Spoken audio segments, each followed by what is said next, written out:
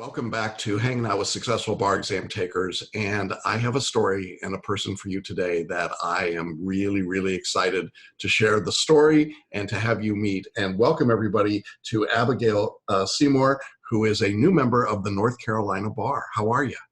I'm great. Thank you so much. This has been quite a journey for you, hasn't it?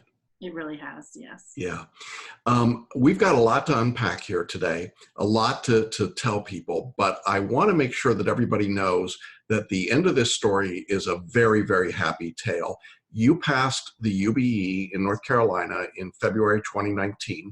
It was not your first try on the exam, correct? Correct. Okay. It was my third try. Third try. And I guess the question sometimes that people ask me is, is it going to be worth it when I pass for everything I've been through? How would you answer that? I described the feeling to someone the other day as if you were to take a wedding proposal, positive pregnancy test, winning a championship, winning a lottery ticket, all those amazing hilltop moments all rolled into one. That's exactly what it felt like. And it still feels like that. That's what's amazing. So I knew it would be wonderful, but I had no idea it would feel this good. Okay, that's great. Now let's let's back up. Let's go back in the story because there were some low points for you along the way getting here. So why don't you tell our audience a little bit about yourself and how you came to be in law school and what your journey has been? Sure. Well, I came to law school later in life. Although I grew up around the law, my grandfather was a noted attorney in New York. My uncle was an attorney. My brother was an attorney. It was something I was always surrounded by. And, but I was the youngest of 5 kids, and I was very creative and artsy, and it was just not something that I felt was really my calling. I ended up going to undergraduate at NYU in art and fine arts and theater and storytelling, things like that. And when I look back on it, it's funny because my favorite class in undergrad was called Journalism and the Law. And I used to actually go down in between classes and go to take the subway downtown and go to Superior Court and watch trials.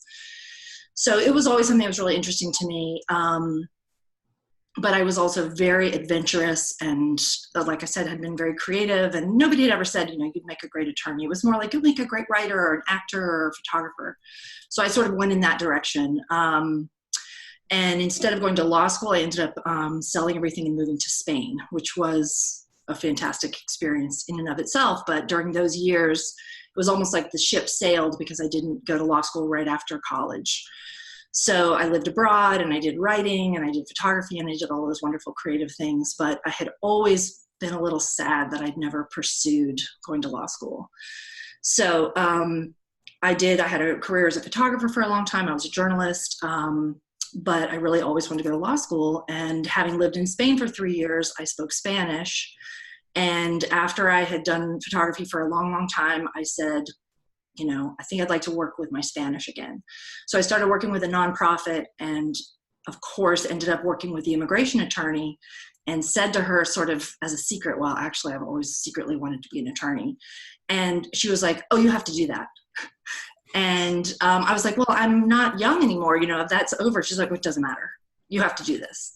And then she sort of outed me, and the whole nonprofit was like, oh, yeah, you're going to law school.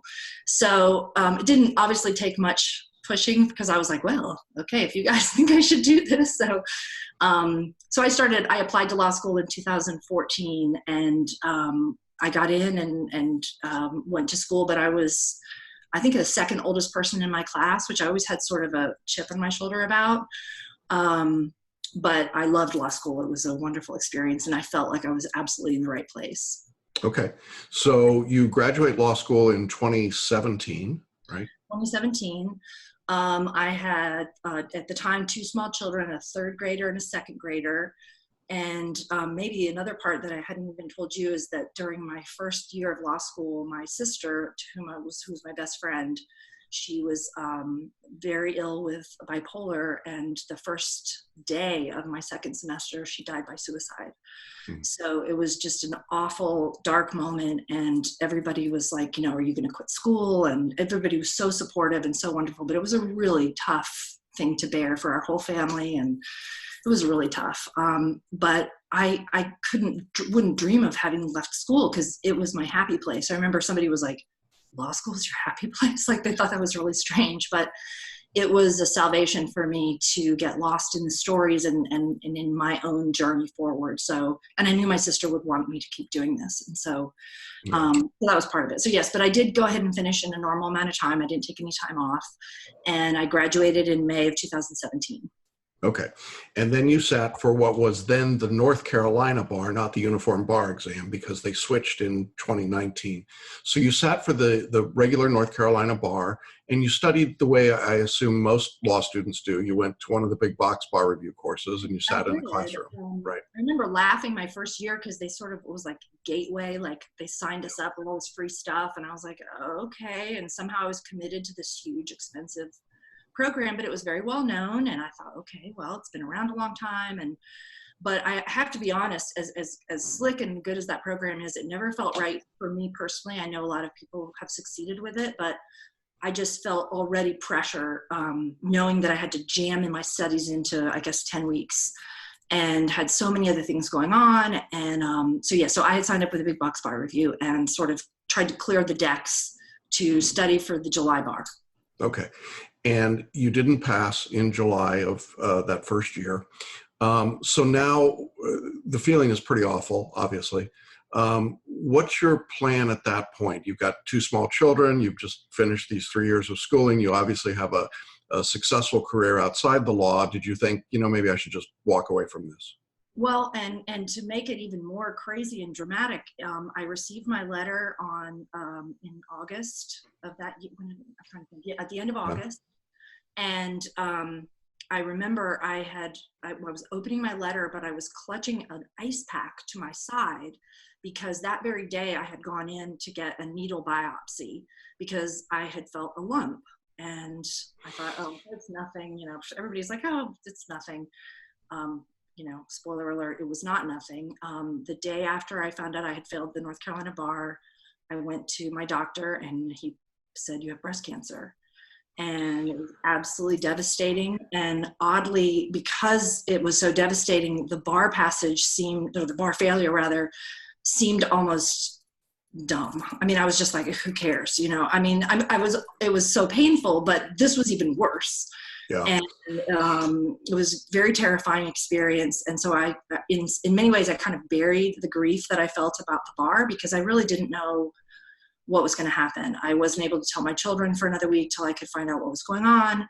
Long story short, I had stage 2 breast cancer. I had a mastectomy in October of that year, which was, I think my surgery was actually the day that I was supposed to have had to sign up for the February bar. And I was trying to decide what to do. And people were like, don't take the bar. Like, you got to take care of yourself. But I still felt like I got to do this. I didn't take it that February. I took the year off to recover. I did not need chemo or radiation. My health is good now. I take a long-term drug to stave it off, but it's still part of my life. But I was extremely fortunate. But there was a point where then I was really ready to grieve not passing the bar.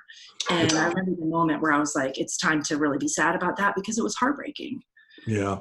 Sometimes when people get their results back, I think we flippantly say, well, it's not the end of the world. It's not cancer. It's not. But in your case, you got both within 24 hours of each other. And I think that a lot of people at that point would have simply given up, maybe given up in their health, certainly given up on the bar exam and said, it doesn't matter and it's not important and gone away. But obviously there was something deeper for you about the law and about passing the bar, because when that year had gone on, then you decided to re-enroll and take the bar again in the next July. And again, you used a big box bar review, but you modified it a little bit, right?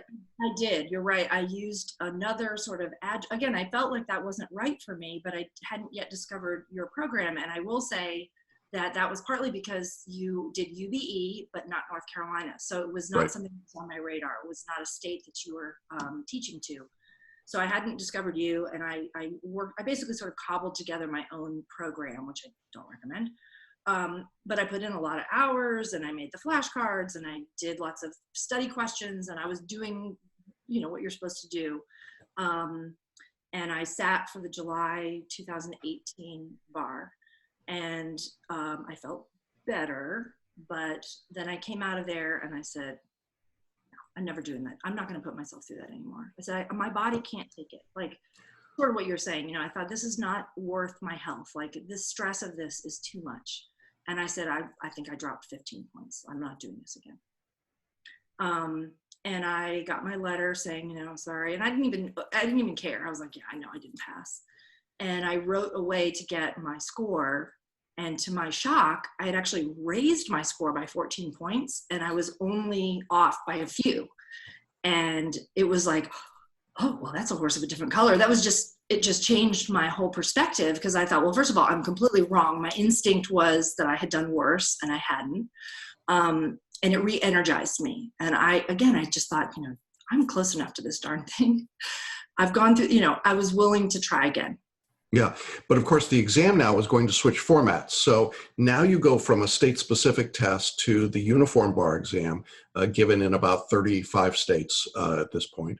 And it's made up of generic, non-state specific essays, performance tests, and then the multi-state bar exam, a different grading scale, a different formatting of the questions on the essays, a different weighting between the written portion and the MBE. So all of that is new and different.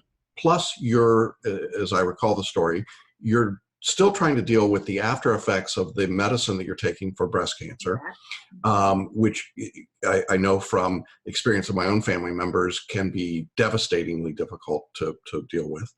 And now you've got a little bit of hope, right? It's like, okay, I can see my way forward on this.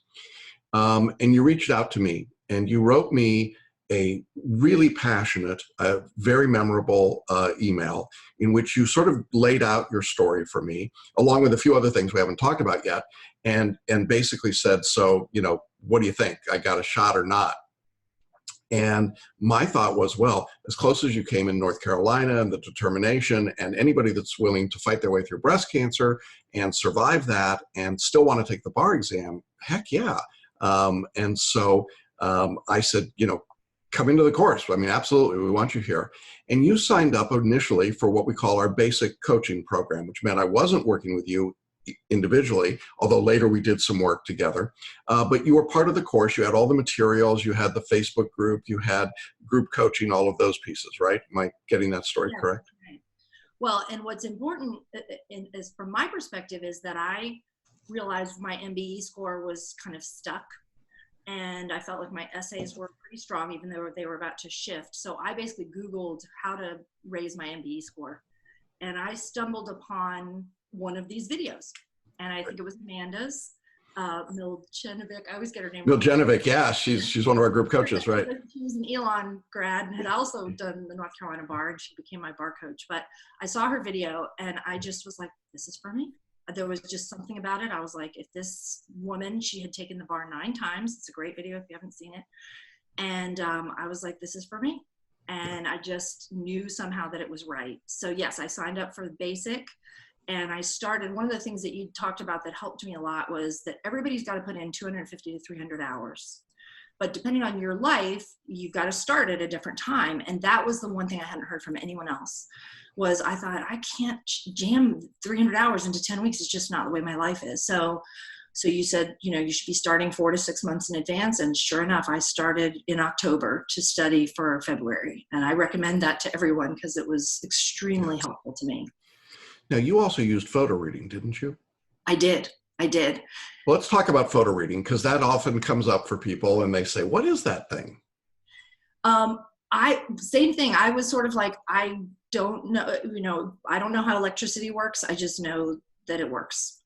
And so I don't have to understand things in order to implement them into my life. And I believed what everybody said. And I said, I'm going to do this. And one of the things I used to would get stuck on was reading outlines. I'd fall asleep. I'd get bored. I'd get frustrated. I'd get lost. I'd think about other things. And so I was willing to try photo reading because it has a completely different approach to the material. Right. And so you were able to read your outlines in 15 minutes instead of hours and hours. Can you give our audience a kind of a guesstimate as to how many times you might have read a particular subject outline? 25, 30, maybe Yeah. probably more. And what I like about it, and it's a term that comes from property law, is that things that touch and concern the law or touch and concern the land. And in this way, I felt like photo reading allowed me to touch the outline over and over and over again in different ways. And I listened to a podcast about it that you had published that helped me understand. You start by photo reading the whole thing, and then you dip back in and expand different parts of it as you're interested in it or as it speaks to you. And that just made so much sense to me. So I started building mind maps and creating different ways of interacting with the material, which was just a huge, I think when I did it the first time, I think you read the outline once, listen to one lecture, and then you're done. And that just didn't work for me, obviously. Yeah. So mind maps are this great tool of being able to create a visual representation. And of course, as a creative person, I think for you, I got the feeling you really enjoyed doing the mind maps. Is that accurate? Oh, I did. I loved it. I'm really into, colored pencils and journals and paper and all that kind of stuff. So it really did speak to that tactile part of my brain and the visual, being a visual learner. So yes, it was perfect for me. It kept it from feeling like it was very two-dimensional and dry. It was alive, and that made it much more fun to interact with. Right. So now you're studying, getting ready for the February exam. And like a lot of bar takers, as we get closer to the exam, you hit kind of a proverbial wall. But in your case, you identified something that was very interesting. You sent me an email and you said, okay, wait a minute. You're using way too much language that sounds like you might be a friend of Bill W.'s. And I wrote back and said, well, no, not actually. My father, it was a fairly famous alcohol therapist, rehabilitation therapist. And so I grew up in that world. And so I tended to use a lot of that language. And the specific language that I talked about was a dry drunk. You remember that? Yeah. Mm-hmm. And you want to talk a little bit about what your dry drunk felt like at that point for you? Well, I should say that the reason it resonated for me, and I think this is why the whole program just felt so real to me, it's a whole person approach. And so the part that was missing for me up until I found you was the sense that there were real people taking this exam, and I didn't feel like I had any support. Nobody that I knew had taken it twice. Everybody I knew had moved on. And so finding this network of people and support just felt so familiar to me because I've been coming to 12-step meetings for almost 23 years now. So I've been sober since 1996. Congratulations. And I've gone, thank you. And I've gone to Al-Anon and AA. And so it's very familiar to me. And therefore the language you were using was familiar. It was the dry drunk, but it was also fake it till you make it. There were just all these things I was like, sounds really familiar. So for me, the dry drunk, I just laughed because I was beginning to get really snippy and annoyed and tense and crying all the time. It was exactly what you had described. And every time you were describing, here's where you all probably are in your process before the bar, I was like, oh yeah, you called it right on there. So it was very, it rang my bell. Yeah, and you don't have to be a recovering alcoholic to have a dry drunk. The behavior really is that suddenly you're starting to act irrationally based on the reality of the world. Your barista doesn't hate you. Your children, don't hate you as much, any more than they normally do. There's the world is not out to get you. It's just the stress of the bar exam is enormous, and a high stakes test brings out, for some people, the very worst in their personalities, and then they become sort of these irrational, crazy people. And when the stress is past, then they look around and say, why is everyone cowering in the corner? It's as though, they've had an out-of-body experience. And you got very frightened near the end. And so at that point, you scheduled some one-on-one personal coaching time with me. What was that like? I mean, because you've been in the basic course, you'd had my expertise in the lectures, you've been working with Amanda in the group coaching, you've been in Facebook, but nobody had actually looked at your work and talked to you directly about your work. So what was that process like? I feel like that was the most valuable piece, honestly, because, and if I had to do it again, which I'm glad I don't, I was going to go for the full Monty, so to speak. I would, because your looking at my work was extremely helpful to me. We had very little time because I bought 2 half-hour sessions. One we did essays and one we just kind of talked about the overall exam. But you were like, you know, your essays, you got some work to do here. You know, you were pretty clear. You're like, this is not, you're not going to get there. You know, you got some work to do. And I knew that. So it wasn't telling me something that I didn't know, but hearing it, it gave me the inspiration that I needed to get over the hump, so to speak. But you also really helped me with the part that I think was the most blocking for me. And I think this is true for a lot of retakers. We talked about this. It was even in, I know it was another lesson that you had done, but basically that if you give everything you've got to something and you still fail, what does that say about you as a person? And the fear of that is what stops us, because I personally can say that maybe I was holding back. Maybe I was finding drama. Maybe I wasn't creating drama with breast cancer, but you know, busyness and distractions and other people's problems and stuff, it can easily be the reason they say, well, of course I didn't pass because I had all these other things going on. And people would say that to me. They'd be like, well, of course you had so much going on, but I didn't want that to be the reason, you know? So pushing through that was really important for me to say, you said, I don't care what happens at that exam. I want you to leave everything on the table. And that was an incredibly important piece of advice for me, because having been an athlete as a young person, I approached the exam the first 2 times, and this was key. I hope this helps somebody else, but I thought for any big event, you got to get jacked up. You got to get excited. You got to listen to, you know, jock jams, whatever, get excited. And so I would get all juiced up. I remember listening to Cardi B on the way over to the July exam, because I was like, I gotta get all psyched up. I didn't pass. Not that I don't love Cardi B, but that was not the right mode for this. This is a somber event. This is an event to draw on deep, deep wells that I'd never really drawn upon before.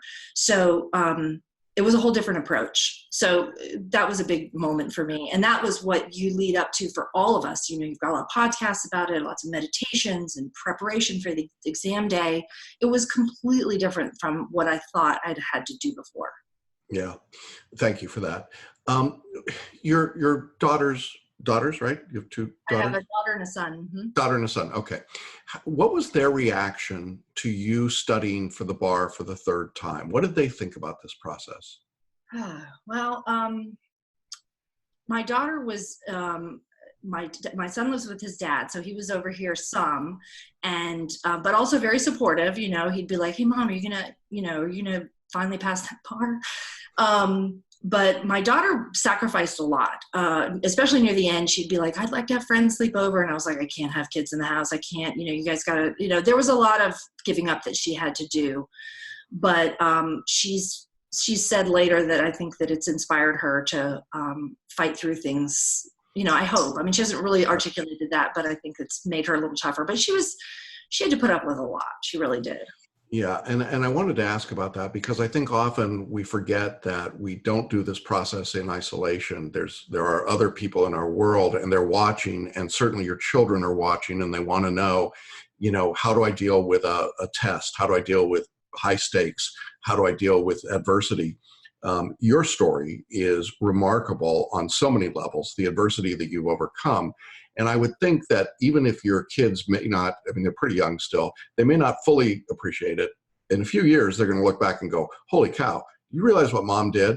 And that's got to be an extraordinary feeling for you as a mom. But I think it's one of those things that you kind of, and I remember we talked a little bit before the exam about the fact that you were setting expectations for your family. You were, letting them see how to model through these difficult things, just as you had to model through, the other challenges in your life. And what an incredible picture that is for them. So now with all of that going on, and all of the preparation and the study, and you're ready, now you go back to take the new form UBE in North Carolina. What was it like to go back into the exam for the 3rd time? It really was different. I was much calmer.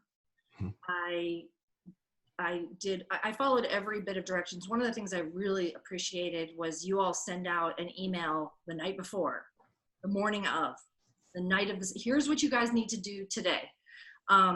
it was not only encouraging, but it was also very specific, because at that point I was in danger of sort of spinning off into craziness, and I didn't want to go there.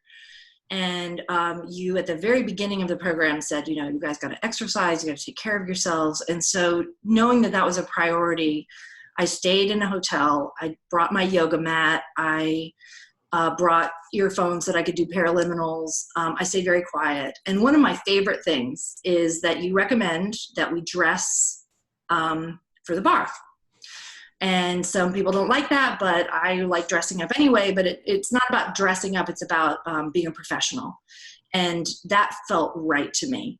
So I brought a suit, and I brought, very simple, comfortable suit. But I just thought that's a really smart idea, because what you had said was you guys are telling the universe that you're ready. You're not going into a little torts exam. This is the rest of your life. And from this day forward, this is your career. And that just gave me goosebumps. And I was like, that's going to be right for me. And I remember I got to the exam, and this woman said, dressed for success. Some proctor was, and I was like, oh, that made me happy. So, but going in, I just felt centered. I was careful not to sort of dispel my energy, because with nervous chatter and, I would often do that, just like, I just stayed really quiet. I wasn't unfriendly, but I kept it very quiet. And the only thing that threw me off was I was convinced that the morning was going to be essays and afternoon was going to be performance tests, and it was the opposite. So I was like, oh, what is this? But it wasn't a big deal. But just the experience itself was not as unpleasant. It really wasn't. I was ready. And one of the things I remember you saying is, this is not a test, it's an assessment. Go in there and show them what you know. And that felt so different to me than feeling like they were against me and the examiners. There's this kind of anger and resentment that you can begin to fall into after failure, because you want to blame somebody other than yourself. And I didn't have that attitude. I was like, our lawyers should know this stuff. And I want to be fluent in this. And I want to be able to show that I do know this stuff. And what was amazing was I really did. And I think this is one of the values of photo reading and mind mapping paraliminals, is that as you come across the questions, you have an intuitive sense of the answer. Am I correct? It is. And I remember listening to people's videos and thinking, what? I don't understand. But it really was like, as I've said before, I speak Spanish, so it's a language. And I just knew what the next sentence was going to be. It wasn't, I don't mean it to sound like I was being spoken to. It wasn't that. It's just that when you know something, it comes out in fluent terms, in fluent sentences. And so I just knew what to say. And on the MBE, when you were reading the questions, did you have the same sort of experience of, I know what the answer is going to be? I did. That was where I struggled with trusting your method. The morning session, I held back a little bit more, and I had to struggle near the end. And the second session, I was like, I'm just going to do what Jackson taught me how to do. And I got done early, which was amazing. So yes, but it was the same thing. I did exactly what I had to do. A couple of little things, like I had to, I learned to underline each question, just because I also have ADHD. So it was like, I would realize I was having a hard time. I was reading sentences too many times. So I just was willing to find ways to make it work for me. And once I did that, I could stay quiet, and I could hear the sentences, and then I could hear the answers, which was amazing. Yeah. And we call that process selective intuition. And that's exactly what we're looking for, is that you could finish in under 3 hours for 100 questions. Well, so the exam finishes, and then you've got the interminable wait for results. What's your thought as you're in that period, that season of waiting for the results? Well, and I realized I was very lucky, because I think our state was actually one of the first ones to release results. It is. It is. I have friends that still haven't gotten their results yet, so fingers crossed. But I'm very fortunate, because in October, right around the time I started studying, I took a job as a brief writer in the immigration department for a wonderful law firm in town called Dummett Fraden, and they just embraced me. And I was working part-time and studying part-time, but I was beginning to truly write very much like performance tests. I was writing affidavits and not affidavits, briefs for the court, et cetera. So it was easy to go back to work, because they were very supportive. But at the same time, they were so supportive that they were basically like, well, when you get your license and when you start. And having been through it twice, I was like, let's not count our chickens yet. You know, it was a little nerve wracking for me, even though they were like, oh, we're sure you're going to pass. But it helped distract me because I stayed really busy.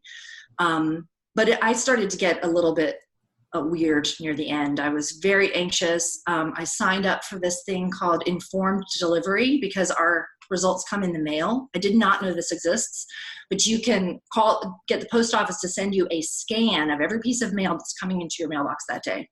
So I'd be able to tell my family, there's nothing in the mail today, because we were waiting for like a week and a half. And finally I called the bar and they were like, well, results went out today. And I was like, oh my gosh. But each day I would look at the scan. And so finally on a Saturday, and the rumors started going around, oh, people in Winston-Salem have gotten their record, you know. So then I thought, well, maybe they sent all the passing scores first and they haven't sent mine yet. You know, I was just in craziness. So Saturday at 7:30 in the morning, I saw that the letter was coming. And the mail doesn't come till 4 o'clock in the afternoon. So I just had to stay really busy and wait for that letter. So I did, and I finally saw the mail truck down the street. And my best friend, I texted him and I said, the mail truck is coming. So he ran over, and he's so funny, come on, he said, I took the red lights as suggestions. So he came racing over to the house, and we sat on the porch, and finally he said, I can't wait anymore. So he went over to this nice mailman who's wandering down the street and basically got the letter off of him and brought it over to me. And then you opened the letter.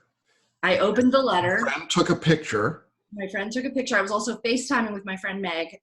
So there was just all this excitement, but I also, I've seen the letter, and I knew my 2 paths. I had already written down the deadline for signing up for July. I was going to just I knew what I had to do. I was just going to start again. Like, I was ready. But I opened the letter, which I still have here, and it had all I saw was the word happy, because it said, we're happy to inform you. And once I saw the word happy, I just went crazy. And then I actually did read the whole thing to make sure I had read it correctly. But it was amazing. And he was crying, and she was crying, and I was crying. And I mean, it was just hysterical. So it was incredible feeling. Absolutely the best. And that's the picture we're probably going to use for this interview. So just so you know, folks, that's where that picture came from.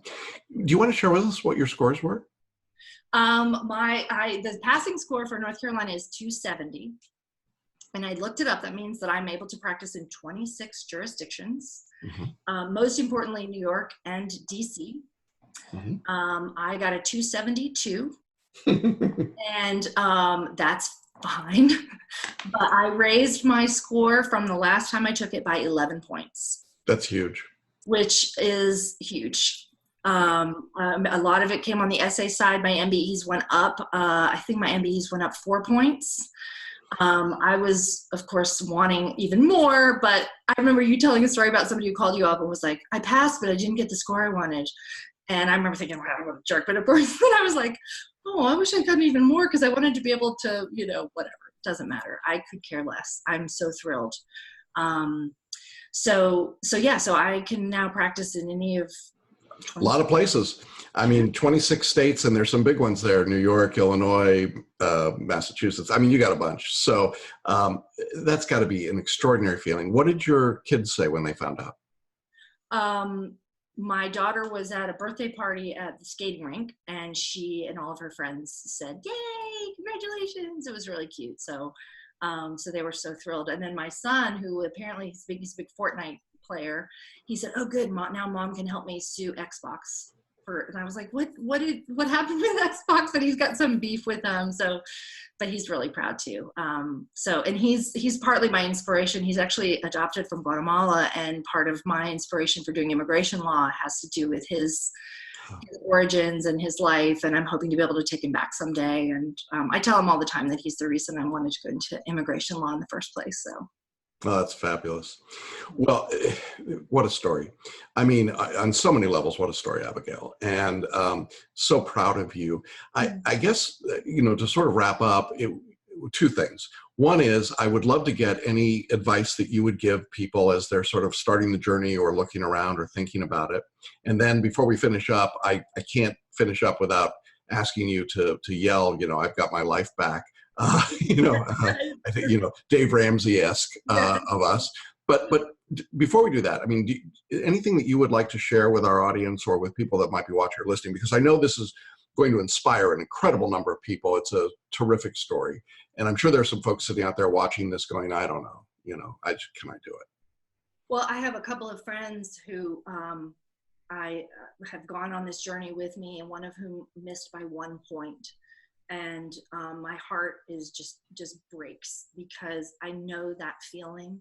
And it has taken all of my strength not to just grab everybody by the lapels and be like, guys, you've got to do this program, because it's not for everybody, but I think it's really good for people who have had a failure or two in anything, but really with the bar, because it is, as you said, if you've gone to law school and finished law school, you can pass this exam. It's not the material. It's not, we don't know the material. There are so many barriers that we put up for ourselves, that having a way to get through it where you're not going through it by yourself, and also the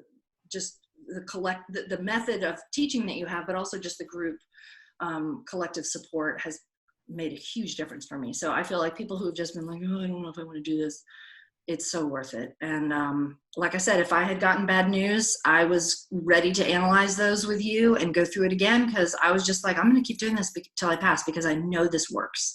So I just recommend that people don't give up, because it's so worth it. It really is. Yeah, thank you very much. Our motto, our sort of reason for being in business is that we know that when people are studying for the bar, it feels like their life is on hold. And so we've taken as a theme to say, I have my life back. And I would love very much if you would be willing to just say that as loud as you want to say it, or as soft as you want to say it. But I'd like you to just affirm back into the universe that you have your life back. So you ready here? I'm ready. Breath. All right. 1, 2, 3. I have my life back! Woo! And I do, and now I have all these chores and things I've been putting off, and like things in the backyard that need to get done. But boy, what a great thing to be able to do. That's great. Well, we are super proud of you. We are just delighted for all the success that you had and all the successes we know you're going to have. And thank you so much for being so open and sharing your story. I know it will inspire lots and lots of folks. And I hope that you'll continue to stick around in our private Facebook group and be part of the community. I know that you've shared so much already with others, and I know as we go into this results season, we've got a lot of people we're rooting on together. I know, I'm checking it every day. I'm excited for everybody. Yeah, that's great. Well, again, best of luck to you. Good wishes. Congratulations to you and your entire family. And stay in touch with us. Let us know all the cool things that are happening. And thank you again for being with us today. Oh, thank you so much for everything. I'm so grateful. All right. Take care, everybody. We'll be with you next time. Bye-bye.